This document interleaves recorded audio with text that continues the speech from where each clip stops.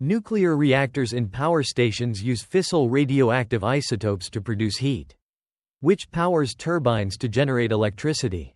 When the nuclear fuel is depleted and can no longer sustain significant fission, it becomes waste, though it remains highly radioactive. Nuclear fuel is a material that undergoes nuclear fission, releasing a tremendous amount of energy in the process. This energy is harnessed to generate electricity in nuclear power plants. The most common type of nuclear fuel used today is uranium. Uranium primarily exists in two isotopes, uranium-238 and Ura-Nium-235. U-235 is the fissile isotope, meaning it can sustain a nuclear chain reaction. U-238 is not fissile but can be converted into plutonium-239, which is fissile. Natural uranium contains only about 0.7% U-235. To make it suitable for nuclear reactors, the concentration of U-235 must be increased through a process called enrichment. This involves separating U-235 from U-238 using specialized centrifuges. The disposal of spent nuclear fuel is a critical concern for all nations utilizing nuclear power. The standard method involves sealing the waste in large, airtight casks and burying them underground. Notable disposal sites include one in New Mexico, USA, and another in the Bartensleben rock salt mine in Morsleben, Germany. There have also been attempts to bury nuclear waste on the seabed. Both spent and active nuclear fuel are transported between power stations and storage or reprocessing facilities in large containers known as nuclear flasks. These flasks must be exceptionally robust to prevent leaks, as any breach could pose a significant environmental hazard and lead to disastrous consequences. A typical nuclear flask consists of an internal container encased in a steel shell, with walls 15 inches thick, and cooling fins to dissipate the heat generated by the contents within. Spent fuel is still radioactive and produces significant amount of heat by radioactive decay.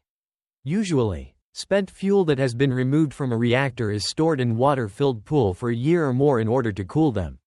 Once they have cooled sufficiently, they are shipped off to processing plants in nuclear flasks. Each flask weighs more than 50 tons. But the actual weight of the spent nuclear fuel it carries is usually just a fraction of its gross weight, just 2.5 tons. Nuclear flasks are robust containers designed to safely transport radioactive materials, such as spent nuclear fuel, between power plants and storage or reprocessing facilities. The size of a nuclear flask can vary depending on the specific type and the radioactive material it is designed to carry. Typical dimensions of a nuclear flask might include: height, 3 to 4 meters, 10 to 13 feet. Diameter, 1 to 2 meters, 3 to 7 feet. Weight, over 50 tons.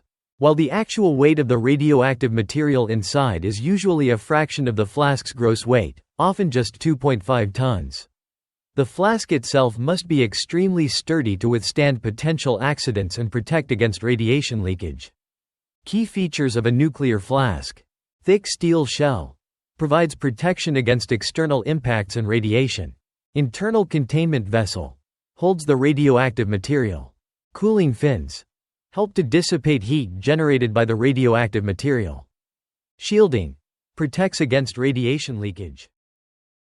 In the United Kingdom, nuclear flasks are primarily transported by rail. For over 40 years, British Nuclear Fuels Limited has safely transported these flasks across the country without any significant incidents.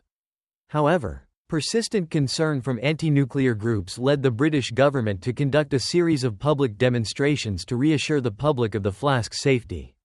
These demonstrations were intended to demonstrate that the flasks are designed to withstand extreme conditions and to reinforce public confidence in the safety measures surrounding the transport of nuclear materials. On July 17, 1984, a dramatic safety demonstration was conducted in which a 140-ton Class 46 locomotive was deliberately crashed at 100 miles per hour into a derailed wagon loaded with a nuclear flask. For the test, the flask was loaded with 3 tons of steel bars to simulate nuclear fuel rods and filled with water pressurized to 100 pounds per square inch.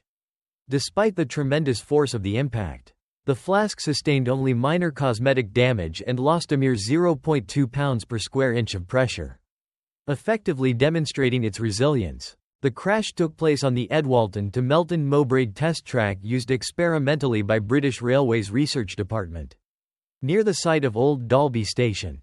The event was attended by representatives from British Railways, the Central Electricity Generating Board, members of the press, and other invited guests. 2 viewing stands with tiered seating were set up on either side of the track, and a live commentary was provided over loudspeakers. The atmosphere was almost festive, with music playing over the public address system and marquees set up for exhibitions and refreshments. The last time such a pomp and show was made over a deliberate train crash was in 1896 at the Great Texas Train Crash. The flatrol wagon carrying the flask was laid on its side diagonally across the tracks, with its bogies separated from it, as if they had come off in its derailment. The nuclear fuel flask was thus on its side, still in the well of the wagon, with its lid facing towards the oncoming train, and angled so that it would be struck by the locomotive at its weakest point. The joint between the lid and the body of the flask, the Class 46 locomotive used in the collision, had entered into service in 1961 and was retired just the previous year. In the 2 decades it had accumulated more than 1 million miles on its odometer. For the test, it was pulling 3 carriages behind. On impact, the train derailed while the nuclear fuel flask was dragged for some distance along the tracks before it rolled away from the wreckage. The flatrol wagon body flew into the air and came down across the roof of the leading coach. The Central Electricity Generating Board declared the test a success, expressing confidence that these results would help alleviate public concerns about the safety of transporting irradiated nuclear fuel. The flask used in the test is now on display at the training center at Haysham 1 Power Station. Thanks for watching.